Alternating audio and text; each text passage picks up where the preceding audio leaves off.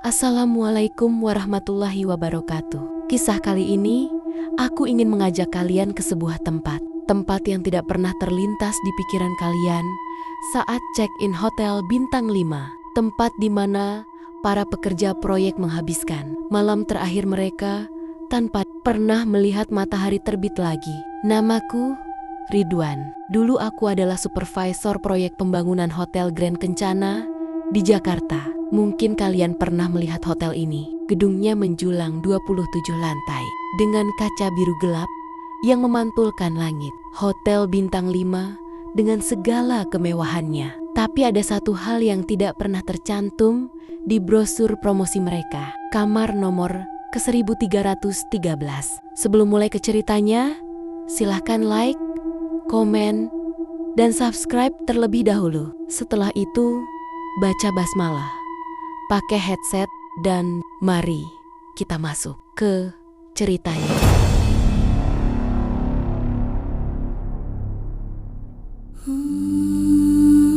Awal tahun 2018, perusahaan tempatku bekerja mendapatkan proyek besar itu. Tower 27 lantai dengan 3 basement, 350 kamar, restoran mewah, dan kolam renang di atap. Nilai kontrak 1,2 triliun dengan target waktu 24 bulan.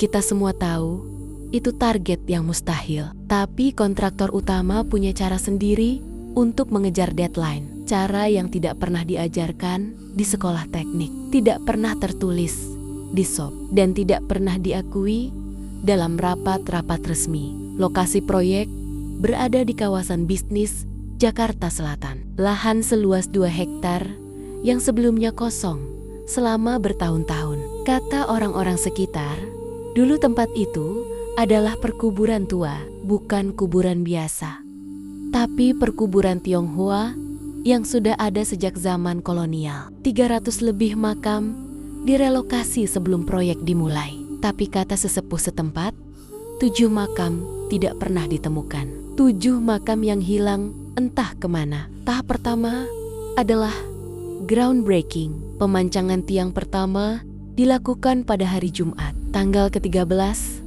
Aku tidak percaya tahayul, tapi mandor kami, Mbah Joyo, orang tua yang sudah 40 tahun di dunia proyek, langsung geleng-geleng kepala begitu melihat tanggalnya. Pak, tuku sapi we, kandange, digawe, nek tuku lemah, sing duwe kudu dijaluk sewu. Katanya suatu sore sambil ngerokok kretek di barak pekerja. Artinya, kalau beli sapi, kandangnya yang dibangun. Kalau beli tanah, pemiliknya harus dimintai izin. Tapi proyek ini sudah telat dari sebelum mulai. Investor sudah menekan, target buka sebelum lebaran sudah ditetapkan. Tidak ada waktu untuk ritual-ritual kuno yang dianggap menghambat produktivitas. Maka alat berat masuk malam itu juga. Ekskavator pertama mulai menggali lubang untuk bor pile jam 9 malam. 2 jam kemudian, mesinnya mati. Bukan mati biasa, tapi mati total. Teknisi dicek, semua sistem normal, tapi mesin tidak mau menyala. Operatornya, seorang pemuda asal Cirebon, turun dari kabin dengan muka pucat. Dia cerita, selama 2 jam bekerja, dia terus melihat bayangan duduk di atas baket. Bayangan orang tua pakai baju putih, duduk bersila, menatapnya diam-diam. Setiap kali dia alihkan pandangan dan melihat lagi, bayangan itu masih di sana. Tidak bergerak, tidak berkedip. Kami anggap dia kecapekan. Mbah Joyo diganti shift, ekskavator 3 diterjunkan, ganti operator, ganti mesin. Tapi masalahnya tetap sama. Pukul 1 dini hari, ekskavator kedua mati di tempat yang sama. Mbah Joyo hanya diam. Dia mengambil rokok kreteknya, menyala, lalu meletakkannya di atas tumpukan tanah bekas galian. Dia membaca sesuatu dalam bahasa Jawa, pelan, hampir tidak terdengar. Lalu dia bilang pada kami, malam ini stop dulu, kita lanjut besok. Pagi harinya, kami lihat lubang galian sedalam 3 meter. Tapi yang aneh, Pagi itu lubang itu sudah hampir tertutup. Bukan karena longsor, tapi tanah dari samping seperti bergerak sendiri mengisi kembali lubang itu. Seperti tanahnya tidak ingin diganggu. Seperti tanahnya menolak untuk dibuka. Mbah Joyo bilang, tanah ini masih dianggap, artinya masih ada yang menjaga, masih ada yang menempati. Kita harus ngomong baik-baik, harus minta izin, harus kasih sesajen, tapi manajemen proyek tidak punya waktu untuk itu. Mereka bilang, target sudah ditetapkan. Molor sehari berarti rugi miliaran rupiah. Maka ritual pertama dilakukan, tapi terpaksa digabung dengan doa bersama yang sudah dijadwalkan. Campur aduk setengah hati, kata Mbah Joyo. Tidak jelas juntrungannya. Ritual setengah-setengah itu lebih bahaya daripada tidak sama sekali. Kami tidak tahu waktu itu. Kami pikir semua baik-baik saja. Proyek berjalan lancar setelahnya.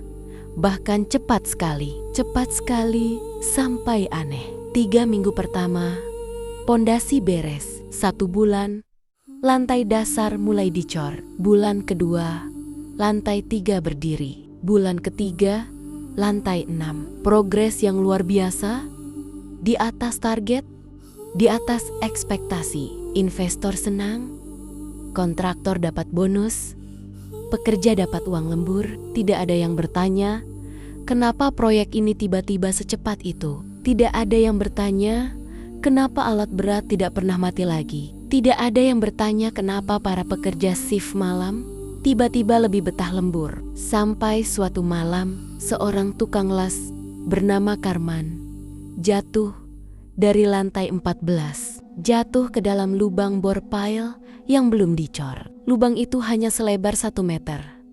Dalamnya 25 meter. Tubuhnya jatuh persis ke dalam. Seperti ada yang menariknya. Kami turunkan tim penyelamat. Butuh waktu 6 jam untuk mencapai dasar lubang. Tapi ketika kami sampai di sana, tidak ada apa-apa. Tidak ada Karman. Tidak ada darah. Tidak ada bekas jatuh. Hanya tanah yang lembab dan gelap gulita. Di dinding lubang itu ada bekas cakaran panjang. Seperti orang yang berusaha memanjat keluar, tapi tidak mungkin. Karena lubang itu licin. Tidak ada pegangan. Dan cakaran itu bukan dari bawah ke atas. Cakaran itu dari dalam tanah keluar. Seperti ada sesuatu yang sudah lama di dalam sana.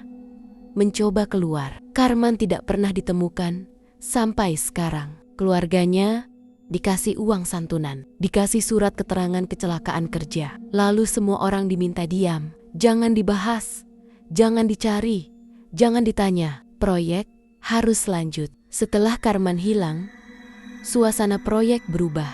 Bukan berubah menjadi lebih buruk, justru lebih lancar. Pekerja datang pagi, pulang malam, lembur tanpa ngeluh. Alat berat tidak pernah mogok. Material selalu datang tepat waktu. Tapi ada yang ganjil. Setiap malam, sekitar jam 1, para pekerja shift malam mulai laporan hal yang sama. Mereka dengar suara dari dalam tiang-tiang beton yang sudah dicor. Suara orang batuk kecil. Suara orang mendengkur. Suara orang menggesekkan cetok ke permukaan beton dari dalam. Awalnya aku pikir mereka bercanda, tapi makin malam, makin banyak yang ngaku mengalami. Satpam yang jaga pintu masuk juga bilang, setiap jam 2 malam, absensi fingerprint selalu berbunyi. Padahal tidak ada yang masuk. Tiap kali dia cek, layar absensi menunjukkan nama-nama. 13 nama yang sama setiap malam. Aku cek daftar nama itu. Semua adalah pekerja yang sudah keluar dari proyek. Ada yang pindah, ada yang pulang kampung. Dan ada satu nama yang membuatku merinding, Karman. Namanya muncul di absen setiap malam. Tepat jam 2. Mbah Joyo mulai sering diam. Kadang aku lihat dia duduk di barak, ngopi, matanya kosong ke arah gedung yang mulai menjulang. Suatu malam, aku dekati dia. Aku tanya, apa yang sebenarnya terjadi? Dia tarik napas panjang, lalu bercerita. Dia bilang, Dalam 40 tahun di dunia proyek, dia sudah lihat banyak hal. Proyek bendungan di Jawa Tengah yang minta tumbal 7 orang. Proyek jembatan di Kalimantan yang setiap kali dicor selalu ambrol sampai mereka kasih sesajen kepala kerbau. Tapi proyek ini beda. Proyek ini tidak minta tumbal 1 atau 2. Proyek ini minta ditemani. Aku tidak paham, dia jelaskan.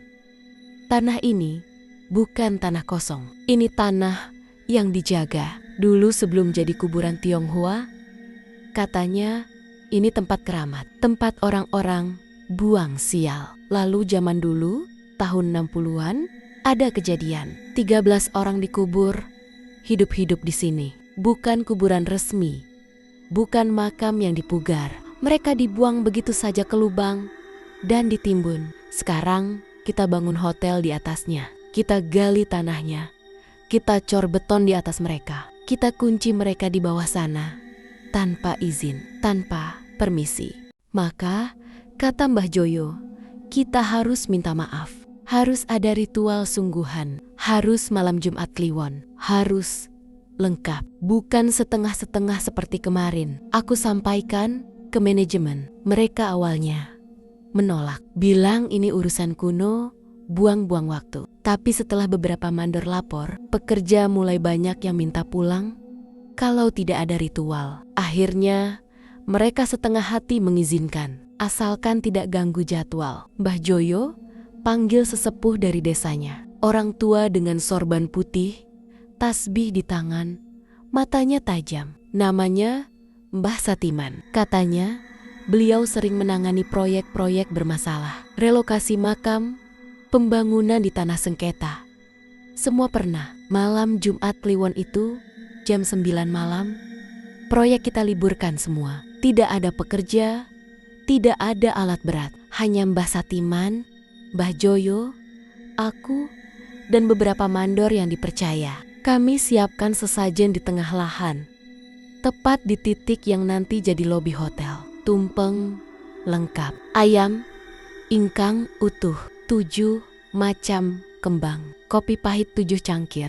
Rokok kretek 7 batang. Dan satu hal yang aneh, Mbah Satiman minta kami siapkan 13 gelas air putih.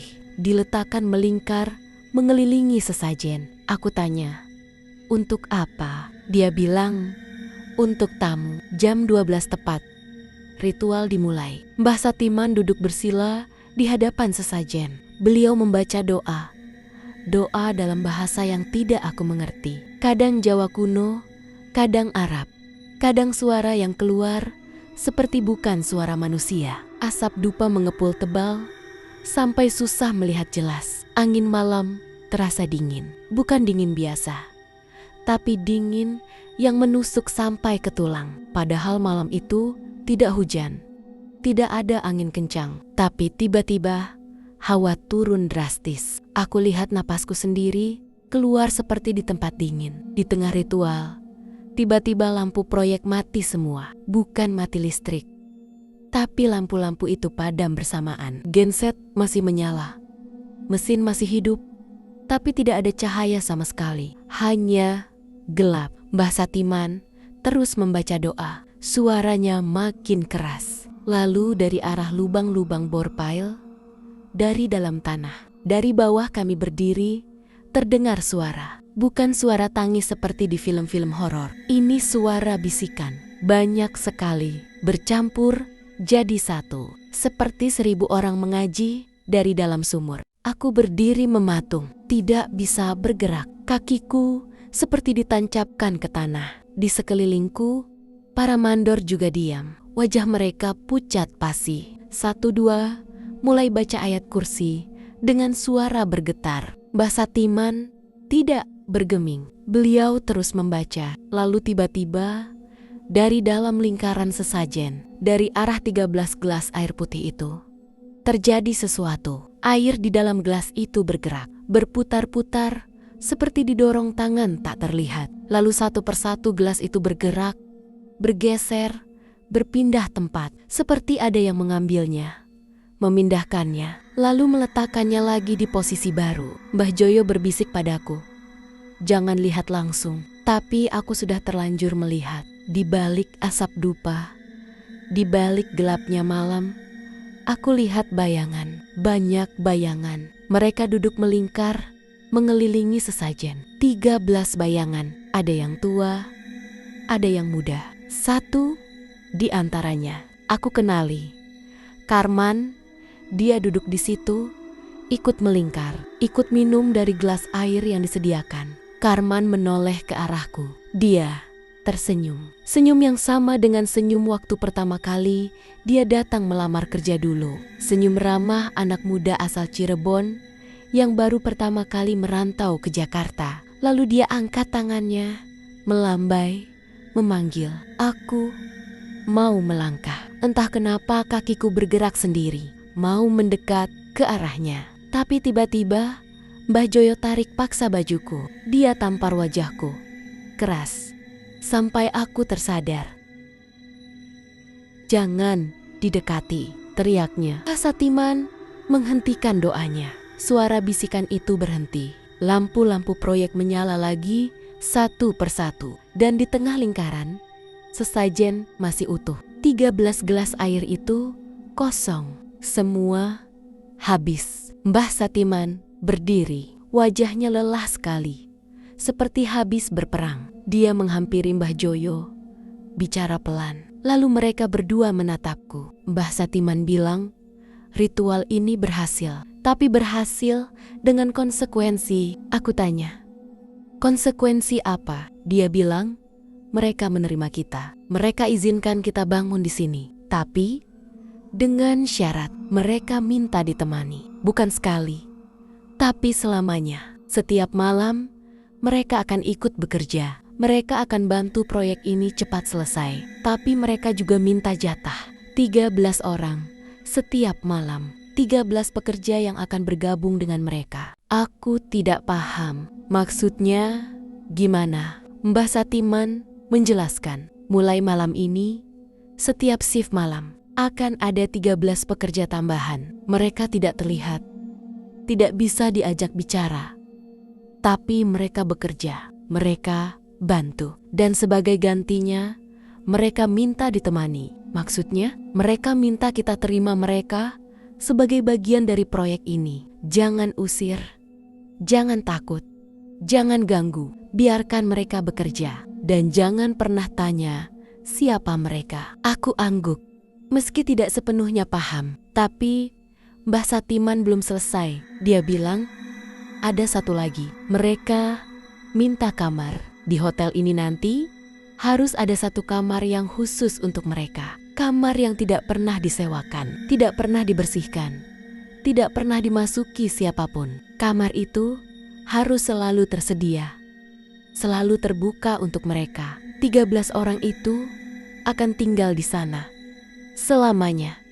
Aku tanya, kamar nomor berapa? Mbah Satiman diam sebentar, lalu dia berkata, mereka minta lantai 13, kamar paling ujung, kamar nomor ke 1313. Besok paginya, proyek berjalan normal. Pekerja masuk, alat berat bekerja, tidak ada yang aneh. Tapi saat aku cek laporan shift malam, ada yang ganjil. Di daftar hadir, selalu tercatat 13 nama tambahan. Nama-nama yang tidak ada di database HRD.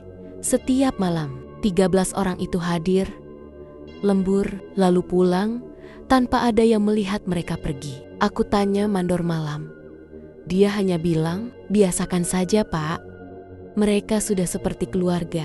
Minggu-minggu berikutnya, proyek melesat cepat. Lantai 10 selesai dalam waktu yang tidak masuk akal. Lantai 15, 20, terus naik. Target 24 bulan, kita kejar jadi 18 bulan. Semua senang, investor senang, kontraktor senang, pekerja senang, karena dapat bonus. Tapi aku tidak senang. Setiap malam, kalau aku lembur, aku selalu lihat mereka, 13 orang itu. Mereka bekerja di pojok-pojok gelap, di tempat-tempat yang tidak terkena lampu. Mereka tidak pernah bicara, tidak pernah istirahat, tidak pernah makan. Mereka hanya bekerja Dan setiap kali aku lewat, mereka selalu menatapku, tersenyum, lalu kembali bekerja. Satu di antaranya, Karman, selalu ada di dekatku. Kadang di lantai yang sama,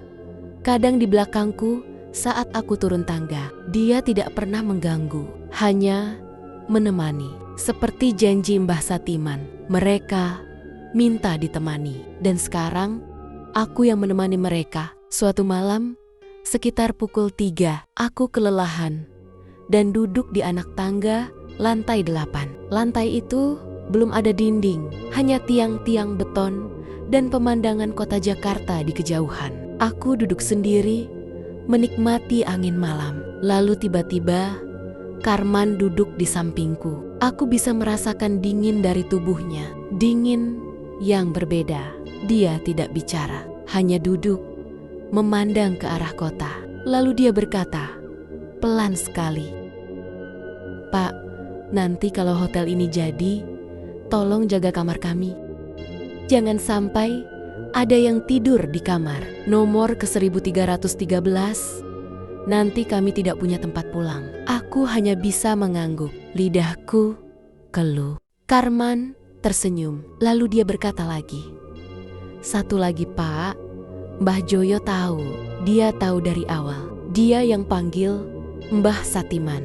Dia yang atur semua ini. Tapi jangan salahkan beliau. Beliau cuma mau proyek ini selamat. Kalau tidak ada ritual, kita semua bisa celaka. Sekarang, setidaknya kita damai." Aku tanya, "Damai?" Karman menatapku, matanya kosong, tapi entah kenapa terasa damai. "Damai, Pak. Kami sudah tidak sendiri. Ada yang temani di bawah sana. Sekarang tinggal tunggu waktu." Aku tanya, "Tunggu waktu apa?" Karman tidak jawab. Dia berdiri, lalu berjalan ke arah tiang beton. Sebelum menghilang, dia menoleh, senyum terakhir. Waktu hotel ini diresmikan. Tamu pertama yang tidur di kamar nomor ke 1313, kami tunggu dia. Sejak malam itu, aku tidak pernah lagi lembur sendirian. Selalu ada mereka, 13 bayangan yang setia menemani, bekerja bersama, lembur bersama, menunggu bersama. Dan sekarang, hotel itu sudah beroperasi 5 tahun. Ribuan tamu sudah datang dan pergi. Tapi kamar nomor 1313 tidak pernah dibuka. Selalu penuh. Selalu ada tamu. Selalu tidak tersedia. Itu alasan resminya. Alasan sebenarnya, setiap kali ada yang coba buka pintu itu, dari dalam selalu terdengar suara. Suara palu, suara gergaji, suara orang bekerja, dan suara Karman yang berkata, "Maaf, kami sedang lembur. Nanti dulu ya." Malam itu, setelah suara dari kamar kosong itu berhenti, aku tidak bisa tidur. Aku duduk di ruang tamu sampai subuh, mendengar azan dari masjid dekat apartemen. Suara azan itu terasa berbeda malam itu, lebih berat, lebih dalam, seperti dijawab oleh suara lain dari kejauhan. Atau mungkin hanya perasaanku yang mulai tidak karuan. Pagi harinya, aku buka pintu kamar kosong itu. Tidak ada apa-apa, hanya kamar kosong dengan satu dipan dan lemari. Debu tipis di lantai tidak menunjukkan bekas kaki. Tidak ada tanda-tanda bahwa semalam ada yang berjalan di sana. Aku menghela napas lega. Mungkin hanya mimpi, mungkin hanya suara dari luar yang terdengar seperti di dalam. Tapi saat aku mau keluar, aku lihat sesuatu di atas dipan. Secangkir kopi. Masih panas, hitam, pahit, sama seperti yang selalu muncul di dapurku setiap malam. Jumat, Kliwon. Aku ambil cangkir itu. Di bawahnya ada sobekan kertas, tulisan tangan, bukan cetakan. Hurufnya kecil-kecil, seperti ditulis dengan tangan gemetar. Bunyinya, "Pak, besok malam kami pindah. Tolong siapkan tempat." Aku diam, mematung. Kertas itu aku remas.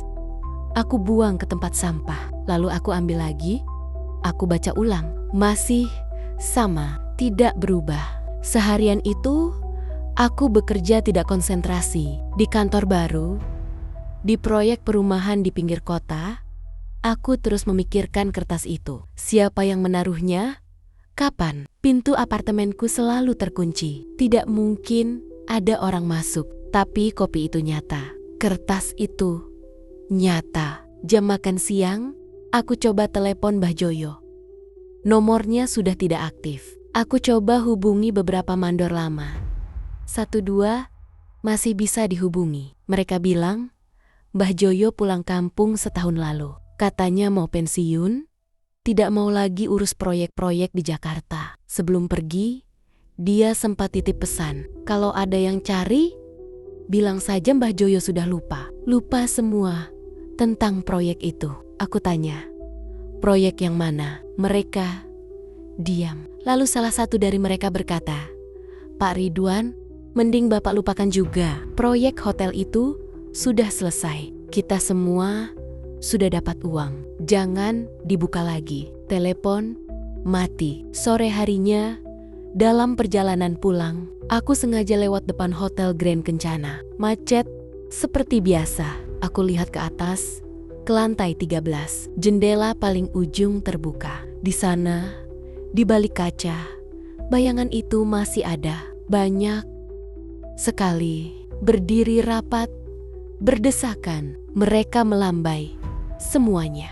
Aku tancap gas. Tidak mau lihat lebih lama. Malam tiba. Aku duduk di ruang tamu. Menunggu jam 9, jam 10, jam 11. Tidak ada suara. Tidak ada kopi. Mungkin mereka batal pindah. Mungkin hanya lelucon. Aku mulai tenang. Aku ambil air wudhu. Mau sholat isya. Tapi saat aku buka pintu kamar mandi, di wastafel sudah ada secangkir kopi. Masih mengepul. Aku berbalik. Di ruang tamu, 13 gelas air putih berjejer rapi di meja. Sama seperti malam ritual dulu. Dan di kursi, duduk sesosok bayangan. Samar, seperti kabut yang membentuk tubuh manusia. Tapi aku tahu siapa itu. Selamat malam, Pak. Maaf mengganggu, kata suara itu. Suara Karman. Aku tidak bisa bergerak, berdiri, membeku di pintu kamar mandi. Karman tersenyum, samar. Tapi aku tahu dia tersenyum. Pak, kami numpang ngobrol sebentar. Kamar kami mulai penuh. 26 orang di kamar. Nomor ke 1313. Sesak, kami perlu tempat baru. Sementara ini, kami pindah ke sini dulu. Boleh ya, Pak? Aku mencoba bicara. Suaraku serak. Karman, kamu sudah meninggal. Karman tertawa kecil. Iya, Pak. Sudah lama, tapi kami betah di hotel itu. Sayang, sekarang terlalu ramai. Tamu baru datang terus. Dari proyek gedung sebelah, dari proyek mal di utara, dari proyek apartemen di timur, semua pada pindah ke kamar nomor ke 1313. Padahal kamarnya kecil, muatnya 13 orang. Sekarang 26. Panas, Pak. Pengap. Aku tidak tahu harus menjawab apa. Karman berdiri. Dia melangkah, mendekat, samar. Tapi aku bisa lihat wajahnya. Masih muda, masih sama seperti dulu. Cuma matanya kosong. Pak, kami tidak akan ganggu. Cuma numpang lewat. Kadang duduk di ruang tamu, kadang di kamar kosong itu. Kalau Bapak dengar suara langkah, itu kami. Kalau Bapak lihat bayangan, itu kami. Jangan takut. Kami cuma butuh tempat. Sementara aku bertanya, sampai kapan? Karman menoleh ke arah jendela. Di luar, di langit malam Jakarta, aku lihat gedung-gedung tinggi berkilauan. Sampai proyek-proyek itu berhenti. Pak, sampai mereka berhenti bangun di atas tanah yang tidak seharusnya dibangun. Tapi sepertinya tidak akan berhenti. Lihat itu. Gedung baru setiap bulan. Setiap gedung punya cerita sendiri. Setiap cerita punya penghuni sendiri. Dan mereka semua butuh tempat. Aku diam. Karman kembali duduk di kursi. Dia mengambil satu gelas air meminumnya. Airnya berkurang, padahal aku tidak lihat mulutnya bergerak. "Pak, kami titip pesan, besok malam akan ada tamu baru dari proyek tol layang. Mereka juga mau pindah. Tolong sambut baik-baik. Sediakan kopi yang pahit." Aku mau bertanya lagi, tapi tiba-tiba listrik padam. Gelap total, hanya beberapa detik. Lalu lampu menyala lagi. Karman sudah tidak ada. 13 gelas air itu masih di meja, semuanya kosong. Aku duduk di lantai, tidak bisa berdiri. Seluruh tubuhku lemas. Di dapur, kopi di wastafel sudah dingin. Pagi harinya, aku buka berita. Ada proyek tol layang di Jakarta Timur yang dihentikan sementara. 3 pekerja hilang setelah jatuh dari tiang panjang. Jenazah tidak ditemukan. Proyek molor, katanya. Kontraktor stres. Aku matikan TV. Di meja ruang tamu, 13 gelas air bersih sudah terisi penuh lagi. Entah siapa yang mengisi. Sejak malam itu, apartemenku tidak pernah sepi. Kadang aku dengar suara langkah di lorong malam hari. Kadang aku lihat bayangan duduk di kursi ruang tamu saat aku bangun tidur. Kadang aku dengar suara orang mengobrol pelan dari kamar kosong. Tapi mereka tidak pernah mengganggu. Mereka hanya ada seperti janji Karman. Numpang lewat suatu malam, sekitar pukul 2, aku dengar suara ketukan di pintu. Bukan ketukan biasa, tapi 3 kali cepat. Seperti kode SOS, aku buka pintu. Tidak ada siapa-siapa, tapi di lantai ada sebuket bunga Kamboja. Wanginya menusuk. Aku ambil bunga itu. Di bawahnya ada kertas, sama seperti dulu, tulisan tangan kecil-kecil. "Pak, terima kasih. Kami betah di sini. Tolong buka pintu kamar kosong. Ada tamu baru mau masuk. Mereka dari tol layang. 13 orang." Aku menoleh ke pintu kamar kosong. Pintu itu terbuka dengan sendirinya.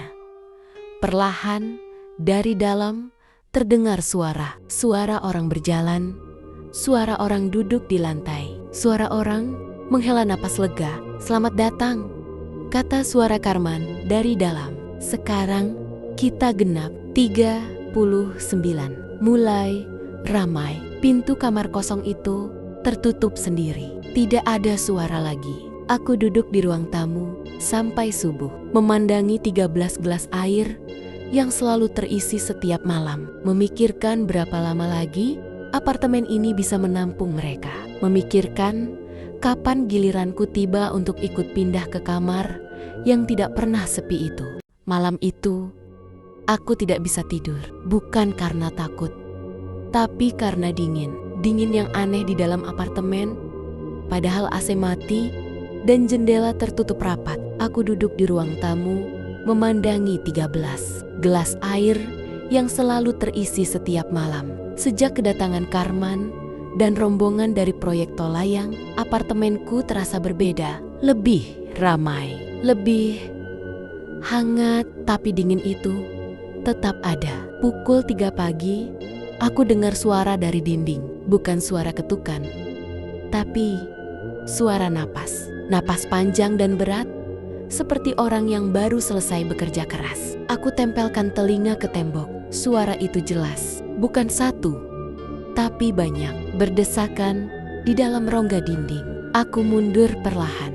Di belakangku, 13 gelas air itu mulai bergerak. Air di dalamnya berputar, seperti didorong tangan tak terlihat. Lalu satu persatu gelas itu bergeser, berpindah tempat, membentuk lingkaran baru, lingkaran yang lebih besar. Dari kamar kosong, pintu terbuka. Tidak ada siapapun di ambang pintu. Tapi aku tahu, mereka keluar satu persatu. Bayangan-bayangan itu melangkah ke ruang tamu, duduk di lantai, membentuk lingkaran mengelilingi gelas-gelas air. Aku hitung, 1, 2, 3, sampai 39. Mereka semua ada di sini. Di tengah lingkaran, Karman duduk. Dia menoleh ke arahku. "Pak, ikut, kami mau rapat." Aku tidak bisa menolak. Kakiku melangkah sendiri. Duduk di lantai di samping Karman. Dingin tubuhnya merambat ke kulitku. Tapi anehnya, aku tidak takut. Justru merasa tenang. Karman mulai bicara.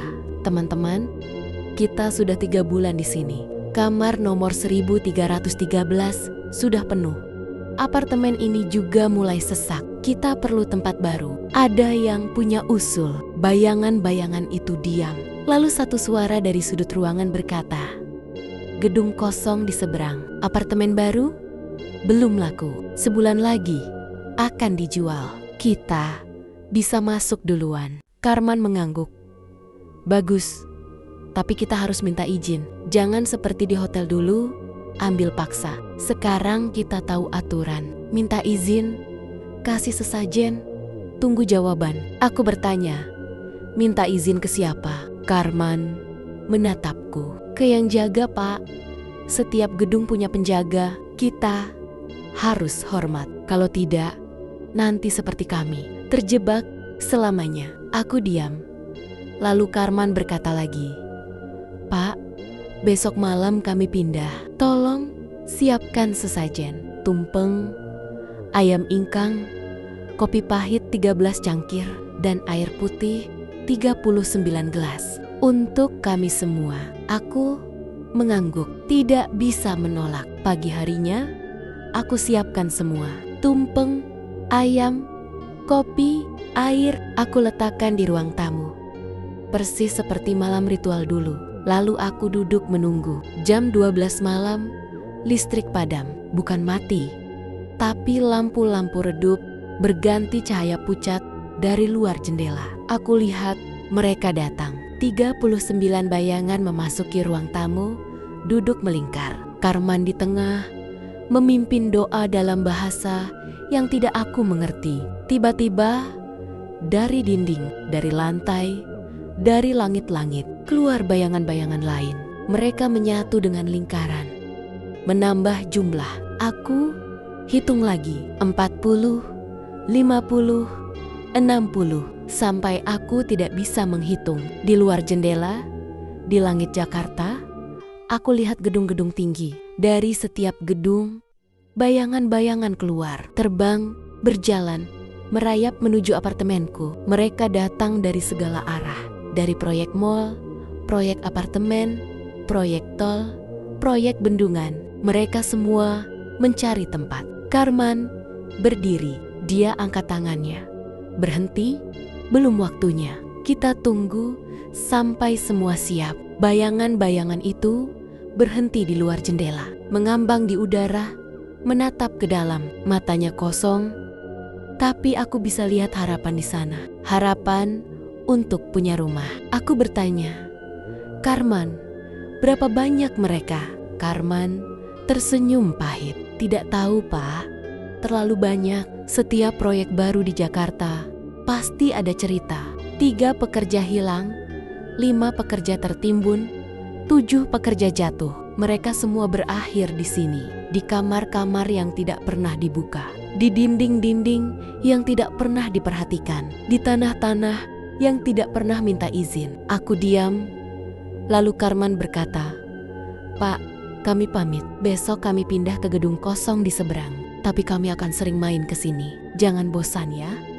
Dia tertawa. Bayangan-bayangan itu tertawa bersama. Suaranya seperti angin malam, seperti dedaunan kering, seperti bisikan dari dalam sumur. Pagi harinya, aku buka jendela. Di seberang jalan, gedung apartemen baru berdiri kosong. Belum ada penghuni. Tapi di setiap jendela, di setiap lantai, aku lihat bayangan. Mereka melambai. Mereka tersenyum. Mereka sudah pindah. Sejak hari itu, apartemenku terasa lega. Tidak ada lagi suara langkah malam hari. Tidak ada lagi napas dari dalam dinding. Tapi setiap malam Jumat Kliwon, selalu ada kopi di dapur. Selalu ada 13 gelas air di meja.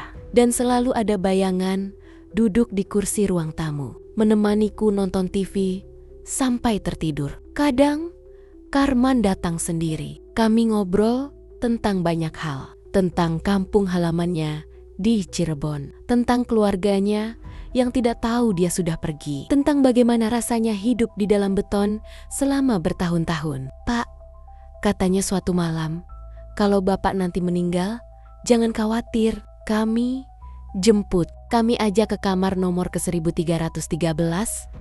Sekarang sudah luas. Sudah kami perluas. Bisa muat ratusan orang." Aku tersenyum. "Terima kasih Karman, tapi aku belum mau pergi." "Santai saja Pak. Kami tunggu." Kami sudah biasa tunggu. 60 tahun di bawah tanah.